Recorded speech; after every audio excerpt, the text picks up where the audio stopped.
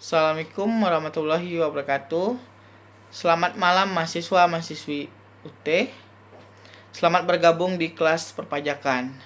Di sesi 1 ini kita akan mempelajari dasar-dasar perpajakan, ketentuan umum dan tata cara perpajakan. Definisi pajak menurut Profesor Dr. Rohmat Sumitro SH dalam Broto Diharjo tahun 1993. Pajak adalah iuran rakyat kepada kas negara berdasarkan undang-undang dengan tidak mendapat jasa timbal balik yang langsung dapat ditujukan yang digunakan untuk membayar pengeluaran umum. Definisi pajak menurut Undang-Undang Nomor 16 Tahun 2009 tentang Ketentuan Umum dan Tata Cara Perpajakan. Pajak adalah kontribusi wajib kepada negara yang terutang oleh orang pribadi atau badan yang bersifat memaksa berdasarkan undang-undang dengan tidak mendapat imbalan secara langsung dan digunakan untuk keperluan negara bagi sebesar-besar kemakmuran rakyat. Fungsi pajak, ada 2 fungsi pajak. Yang pertama, fungsi budgeter.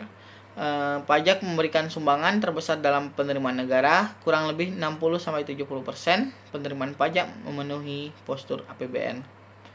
Kemudian fungsi mengatur. Pajak berfungsi sebagai alat untuk mengatur masyarakat atau melaksanakan kebijakan pemerintah dalam bidang sosial dan ekonomi.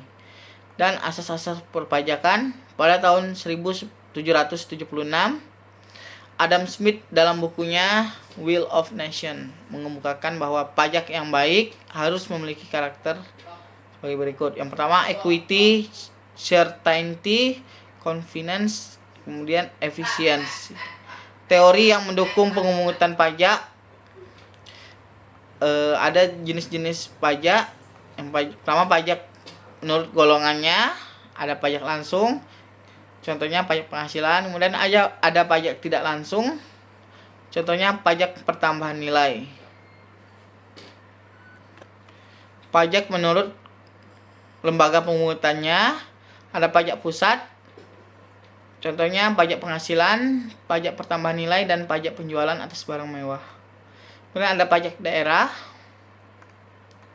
Kemudian ada pajak provinsi.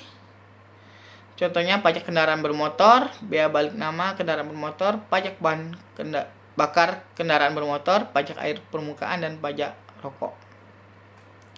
Dan ada pajak kabupaten atau kota, contoh papan reklame, pajak penerangan jalan, pajak hotel, pajak restoran, pajak mineral, bukan logam dan batuan, pajak parkir, pajak hiburan.